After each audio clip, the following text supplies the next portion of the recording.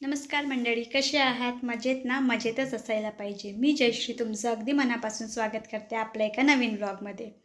तर आता मी आली आहे माहेरी, म्हणजे नागपूरला, कारण की माझ्या चुलत दिराचं लग्न आहे.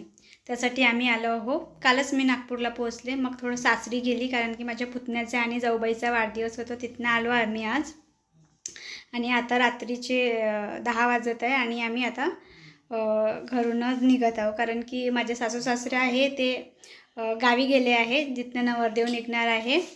आम्ही इकडनंच जाणार आहे डायरेक्ट भिलाईला, कारण की लग्न भिलाईला आहे.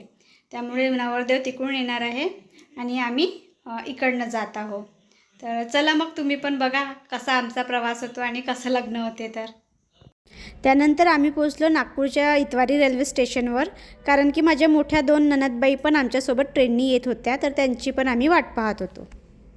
तर मग काय, ननदबाई पण पोहोचल्या आणि ट्रेनमध्ये सगळे आपल्या सीटवर बसलो. मग गप्पा गोष्टी रंगल्या, सोबत मेहंदी काढणं सुरू झालं. तसं पण मला काही मेहंदी काढायला वेळ मिळाला नव्हता, कारण सतत ट्रॅव्हलिंग आणि इकडे तिकडे येणं जाणंच सुरू होतं. घरी लग्न असलं की मुलींमधला मेहंदी आर्टिस्ट जागा झालाच पाहिजे. माझ्या दोन्ही नंदांनी अगोदरच मेहंदी काढलेली होती, तरी पण त्यांना मेहंदी लावायची होती. काढलेल्या मेहंदीचा टचअप करून पाहिजे होता त्यांना.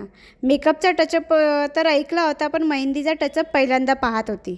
नंतर मी आणि सावी आम्ही दोघींनी मेहंदी काढली आणि मेहंदी काढण्यात आमचा भरपूरसा टाईमपास झाला आणि इतक्या दिवसानंतर भेटलो तर भरपूरशा आमच्या गप्पा गोष्टी पण रंगल्या.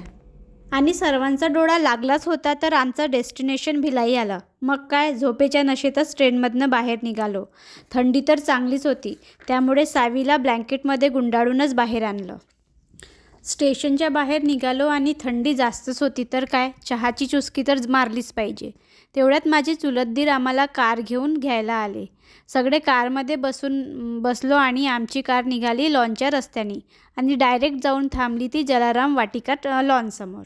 लग्न तर सायंकाळचं आहे, पण आम्ही पोहोचलो सकाळीच. नवरदेव आणि बाकीची वराती यायचेच होते. मग काय, आम्ही हुशारी मारलीच पाहिजे ना. अगोदर एक चांगली रूम आम्ही आमच्या ताब्यात घेतली. रूम तर बघा किती मोठी आहे, छान आहे ना. सगळ्यात आधी हातातले ओझे बाजूला ठेवले आणि माझ्या ननदबाई सरळ गेल्या आरशाकडे आणि आरशाचीच तारीफ करायला लागले. त्यानंतर स्वतःलाच पाहून त्या घाबरल्या, अरे बापरे, मी कशी दिसत आहे.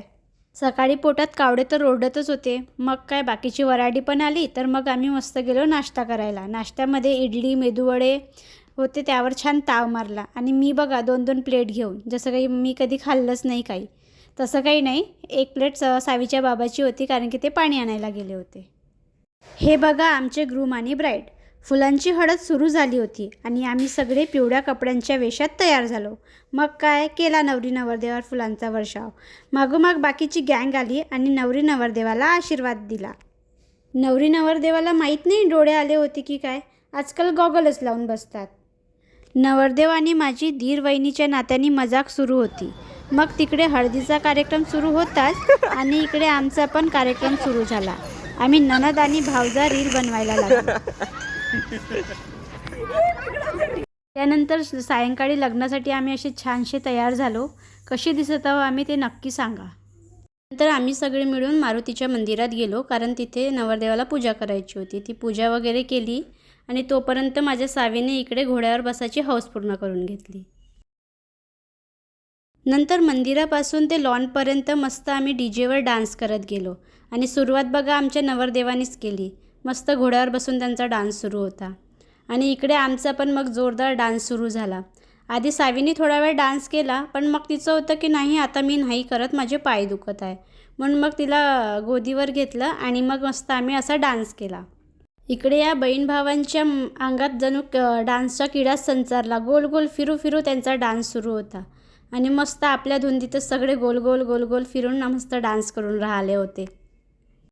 आधी तर सावीचं होतं की आता मी डान्स नाही करत, कारण की माझे पाय दुखत आहे. मग नंतर काय, तिचं एक फेवरेट गाणं लागलं. त्यानंतर ती जे फॉर्ममध्ये आली की तिने शेवटपर्यंत लॉनमध्ये पोहोचेपर्यंत आपला डान्स सुरू ठेवला. कसा वाटला तिचा डान्स नक्की सांगा.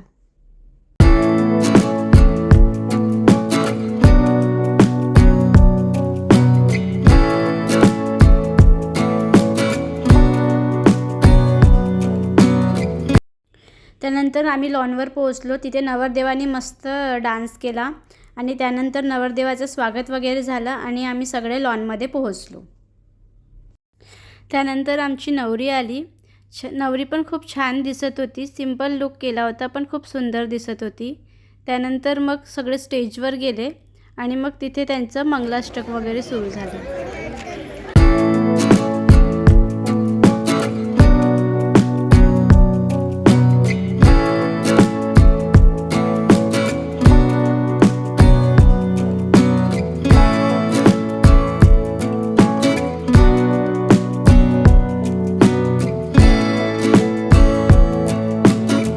लग्न लागलं. दोघांनी छान एकमेकांना वरमाला घातली आणि त्यानंतर थोडे फटाके वगैरे फोडले. पण तिथेच एक मोठा हादसा होता राहिला, कारण की फटाक्याची चिंगारी ह्या स्टेजच्या फुलांवर पडली होती आणि तिथे थोडीशी आग लागली. बरं झालं समोर बसलो होतो आम्ही, आमचं लक्ष गेलं, त्यामुळे थोडीशी दुर्घटना होताना राहिली. लग्न लावून आम्ही हॉलवर आलो. लग्न म्हटलं तर कशी सगळी फॅमिली एकत्र जमा होते, छान मज्जा मस्ती केली जाते. मग तसंच माझी आई, माझ्या सासूबाई, मावस सासूबाई सगळ्या मिळून एकत्र डान्स करत होत्या आणि खूप मज्जा मस्ती करत होत्या. सगळे एकत्र आले तर हीच एक मज्जा असते, छान एन्जॉय करायला भेटते, हो की नाही. नंतर मस्त आम्ही जेवण वगैरे केलं आणि सावीला झोप येत होती, त्यामुळे मग तिला झोपायला घेऊन गेली. त्यामुळे मग सप्तपदी, नवरीची बिदाई याचं सगळंचं काही व्हिडिओ करता आला नाही. ते लोक तिकडे गावाला जायला निघाले. मग आम्ही पण इकडे नागपूरला जायला निघालो आणि पुन्हा स्टेशनवर येऊन पोचलो. सायंकाळी मग आम्ही घरी आलो आणि आईने इकडे कोवळ्याचे बोंड बनवायला घेतले. याला काही ठिकाणी गुलगुले असेही म्हणतात. आम्ही म्हणत होतो आईला की नको करू गं, आपण एवढं थकून आलो, कशाला आराम करतो. पण आई कुठे ऐकते. तिला तर असंच होते की आपली मुलगी, नात, जावई हे सगळे आले आहे तर मी काय करू आणि काय नाही. तिला काही थकवा काही जाणवत नव्हता. आम्ही म्हटलं की आपण साधंच काहीतरी बनवू आणि जेवण करू, तू पण आराम कर. पण आई कुठे ऐकते. माहेरचं सुख असंच असते, आहे की नाही. मग मी आईला म्हटलं चल ठीक आहे, करत आहे तर चल मी पण तुझी मदत करते. त्यामुळे मग मी पण इथे आईची मदत करत होती. म्हणजे लवकर लवकर स्वयंपाक झाला तर आपण लवकर जेवण आराम करू शकतो. सगळ्यांना प्रश्न पडला असेल की आम्ही लग्नघरी का बरं नाही गेलो, डायरेक्ट लग्नाच्या वेन्यूवर का गेलो.